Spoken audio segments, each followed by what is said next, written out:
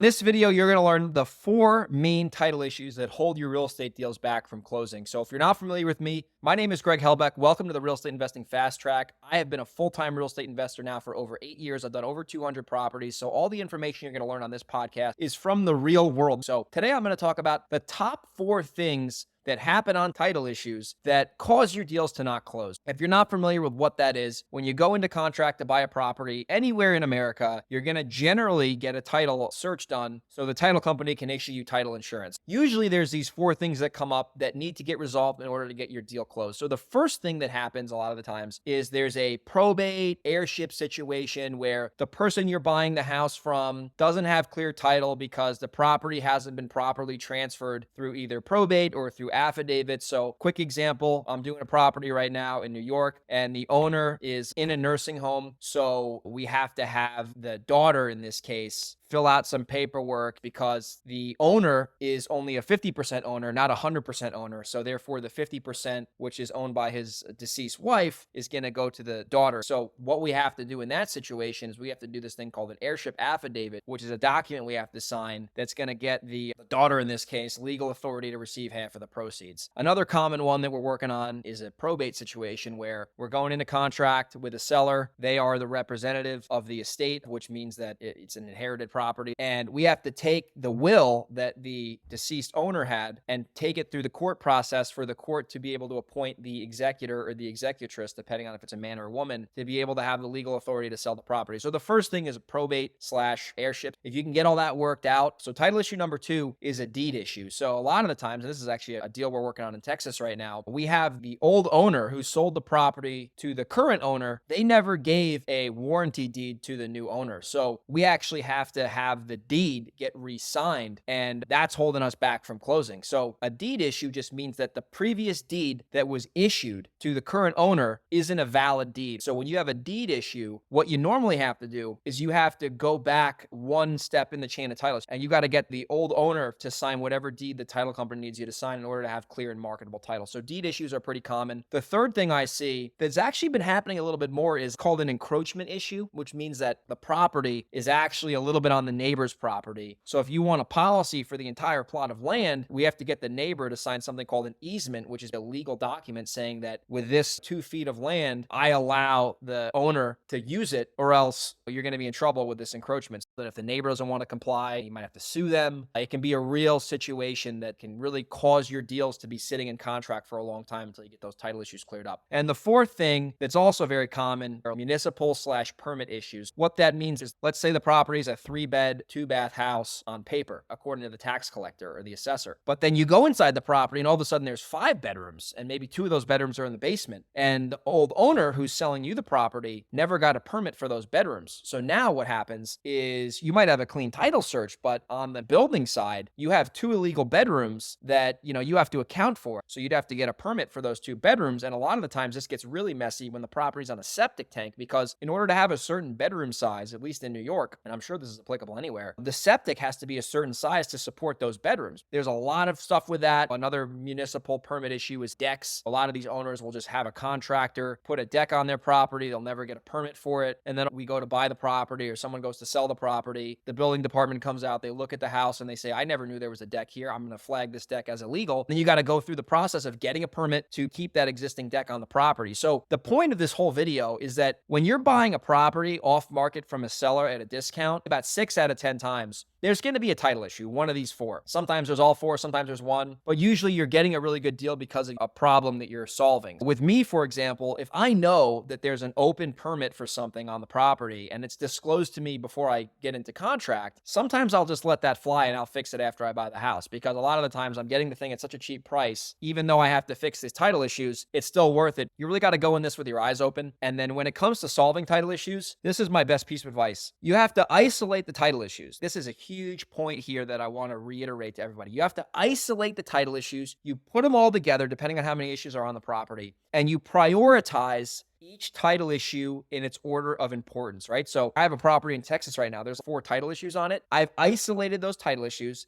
and I'm prioritizing each title issue to get handled in accordance. Because, for example, this Texas property, the main issue we have is a deed problem. We're going to get that deed issue fixed. When that deed issue is fixed, then we'll get involved with the Airship affidavit stuff, because that's not as important as the deed issue. Because if the deed doesn't get fixed, all the other stuff doesn't matter. So isolate the title issues and prioritize and solve the title issues in the order of importance. At the end of the day, don't be scared of title issues. They're going to come up if you're buying houses at a discount off market. Understand how to solve them. And then the better you get at solving these title issues, the easier they're going to become in the future, because when you see them on one deal and then they happen on the next deal, you already have that experience from the previous deal to help you fix the title issue. So hopefully this was a helpful video. If you got value from it, please do me a favor, share the show, like the video, promote the podcast, send it to your friends and family if you think they'll get value. And if you're local to New York, Seattle, Delaware, Reno, or San Diego, you have a house you want to wholesale me or you want to wholesale with me, I am a buyer, send me an email, greg@velocityhousebuyers.com, or send me a message on Instagram at grego37. I'll see you on the next REI weekly lesson.